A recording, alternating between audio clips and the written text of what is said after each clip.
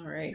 Hello, hello, hello, everybody. This is going to be a reading for the sign of Virgo for May of 2023. Don't know why I feel the need to do this, but it's getting done no matter what.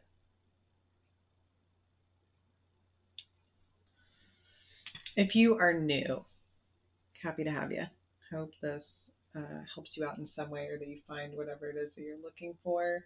If not, there are plenty of other readers that you can look into out there who may be a better fit.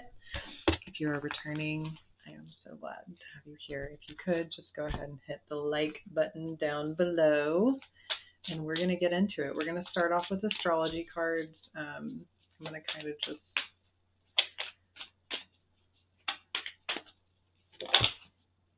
I think May is going to be a bit of an anxiety-ridden month for you, and I don't know why, but everybody seems to be going through relationship shit.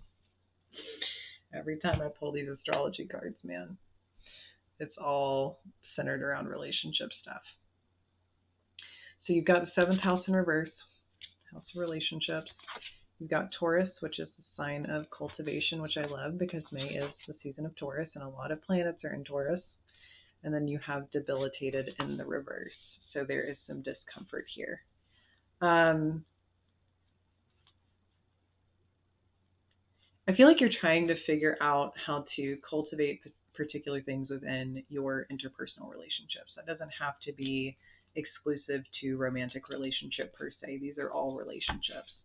But I also feel like there are moments where you feel quite debilitated in these experiences, or you feel quite restricted. And that may be self-imposed, right? Like there may be fear or discomfort around speaking up. Maybe you are starting to feel uncertain about the way you communicate particular things, because the way that I felt tapping into this energy was like I was on the verge of tears.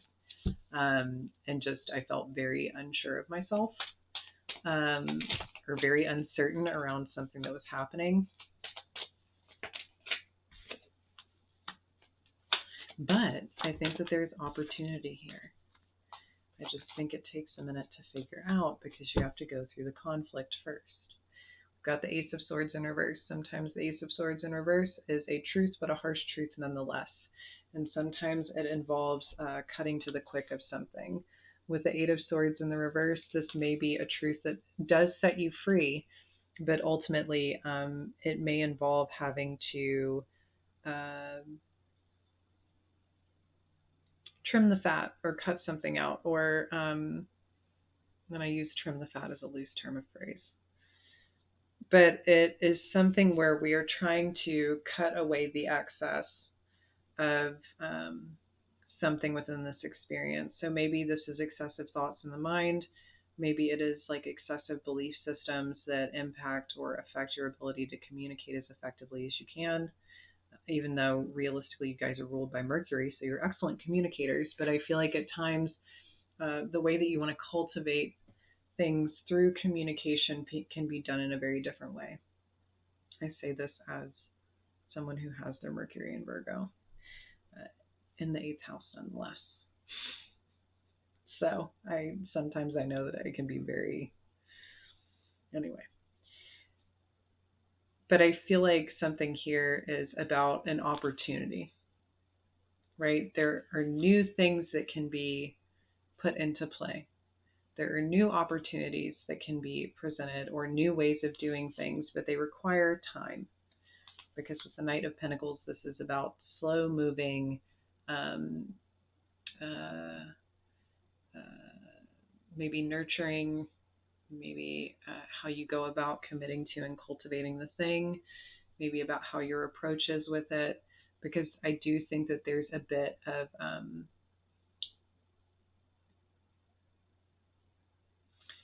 I think the slowness has a lot to do with because of what it brings up, if I'm being honest, because of how close this is sitting to the debilitated card. I think the slowness is having to do with what it brings up.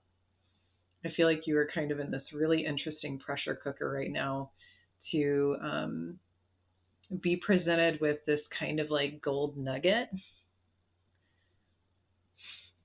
But at the same time, like what it takes to find it and what you have to dig through to discover it is not going to be the greatest of things, because then we see the Five of Wands. So there could be some form of conflict here, whether that is you being at war with yourself or you being at war with others in your environment, or maybe old arguments coming into play, or maybe there being different ways of seeing something or differing opinions between you and these other people, or these people in these close relationships. So I think that there's a need to really think about how you want to help something grow or move something along. And saying that doesn't mean you need to suppress your feelings. It doesn't mean that you need to hold back everything and not say anything. I do think that there is a wealth of opportunity here when I say that you can learn to communicate very differently here. I do think that part of this has a lot to do with allowing particular frustrations and anger to come to the surface. I do think it has a lot to do with allowing a very interesting interaction between, we'll say, how you allow that energy, right? Like, how do you work with it? How do you meet it in the middle? How do you allow it into your life? How do you allow it to operate within yourself? Because I think that there's something there. Yeah, because we have the Seven of Swords in reverse now, and now we have the Ace of Swords in the upright at the end. So I feel like there's this like honesty that needs to be met within yourself or within a situation or between you and another person, because then we see the Queen of Pentacles with the Hierophant and the King of Swords. So this may be somebody that you are romantically involved with, or someone that you have some form of a very deep commitment to. This can be a contractual obligation. It doesn't have to be a marriage, or it doesn't have to be a significant committed relationship, but it is something that you're committed to, and there seems to be a conversation happening here. I do think this conversation is around either new things that are being implemented or new things that are starting or kicking off, how those things are going to be managed, how they're going to be cultivated, what is it going to take in order to sustain them, quite literally, like what is going to happen or what can be done or what are we going to do or what is the plan. Like that's kind of how this energy operates in Earth. You're thinking long term, you're not thinking short term. You're really wanting to look at what needs to be implemented or put into place in order to allow it to thrive. But at the end, we have Temperance in reverse and the Ace of Swords in the upright. So there seems to be this emotional discomfort. Maybe that means that you two are perceiving this in a very different way. And maybe as a result, this is where arguments can arise, or this is where this like push and pull conflict that can come up, is because there's two very different perspectives happening here. But I think that through that, the truth is discovered. And I think that there is something that is accessed here. And I think that there is something, like I said, that is a wealth of knowledge that is meant to be obtained. And I think the King of Swords is the person who's delivering this. So I think part of me wants to say that if whatever this is takes you back, or it causes you to step back a little bit, or it causes you to feel some form of discomfort, I really want you to understand that this isn't being put on you, or it isn't being said to you or discussed in order to hurt you. This is actually kind of like a fucking heavy ass reading. But it's weird. It's like it's heavy, but it's not. And that's why I'm sitting here and I'm like, I don't think that this is like a disastrous experience. I think that this is a very honest experience, but I think that the honesty brings up so much. I think there's so much within the undercurrent here that generates some form of anxiety, or it generates some sort of fear that's coming to the surface. We've got the Six of Pentacles underneath the Queen of Pentacles and the Eight of Swords in reverse.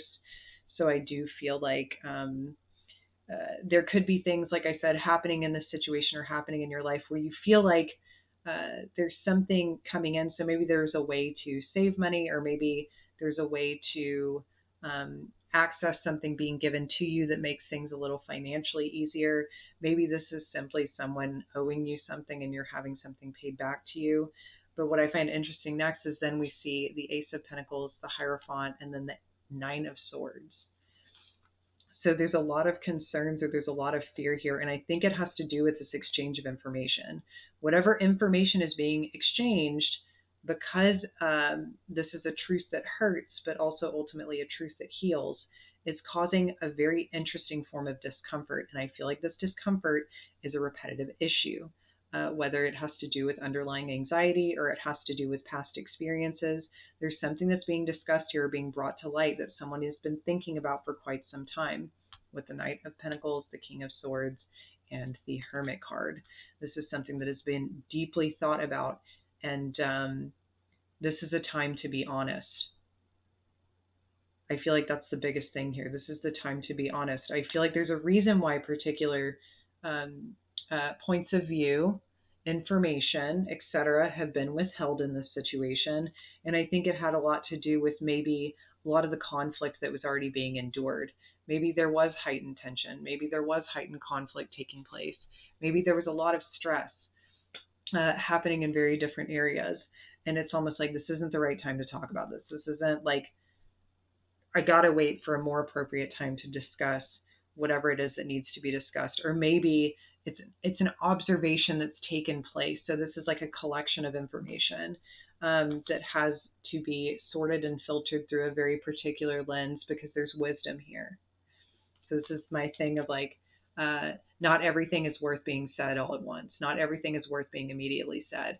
Sometimes you have to take the information that you have, or what it is you're perceiving, or the pattern that you're perceiving in something, and almost collect this data or this information, and then put it through this very interesting lens of time in order to see something in a way that you've never seen it before. So while there is conflict at the end here with the Five of Wands, again, with the Five of Wands, Temperance in reverse, the Ace of Swords, we've got the Five of Wands, and we've got the Ace of Cups. So I think this truth is being spoken with love. Truly. I think this truth is being spoken with honesty. I think it's being spoken with vulnerability. I think that there has been a very large amount of not only internal struggle, but maybe even external struggle in getting to this point. But something that I do want to say is that this is a conversation that is definitely being had through the lens of love, whether you want to perceive it that way or not. And it kind of, Six of Wands in reverse, because it's not going to feel very successful. It's not going to feel very good in the moment. But at the end of the day, with the Six of Cups, I feel like this is being done from a place of really emotionally recognizing something. This is done out of love. Like, this is not done out of the idea of hurting someone, or the idea of wanting to cause or inflict pain or anxiety or like crisis. I think this is done out of love. You know, it kind of reminds me of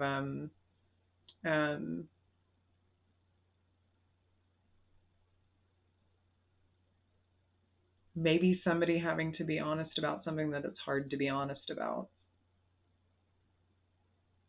And maybe they have to remove a bit of emotion from it in order to be honest about it. Because sometimes we do have to do that. I can recall a very particular moment in my life where I quite literally had to shut down every emotional part of myself in order to be honest about where I was at. Because I knew if I allowed those feelings to come up, that those feelings would ultimately be manipulated in the experience, just for the sake of me like staying in the situation, or sticking it out, or sticking around. And I had to be very definitive, and I had to be like, I can't be empathetic to the tears. I can't like allow it to affect me. I have to cut it off. So I feel like there's something here about needing to really separate oneself from one's reaction in order to deliver this truth. But I think it's done through a lens of love. And I think it's done in order to seek peace for oneself. So whether this is you, or whether this is the other person, somebody here is seeking peace of mind for themselves, which could be viewed as a selfish act. But I think ultimately, I think it does bring peace to the situation in the end. I really do. Maybe not in a way that's anticipated, but I think it really does. So let's see.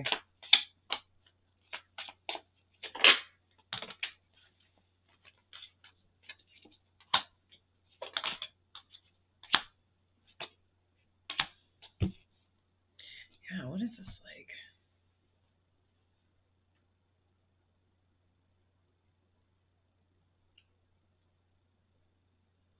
I mean, I'm going to be honest, for some of you, this could be a pregnancy.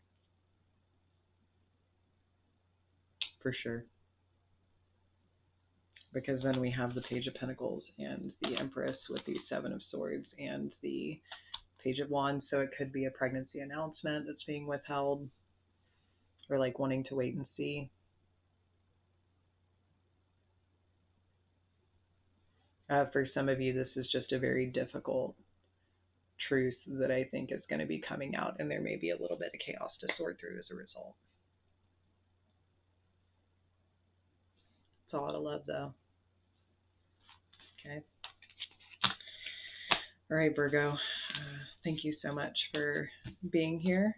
And if you made it through the whole thing, thank you for sticking around to listen, and I hope it helps. See you guys next time.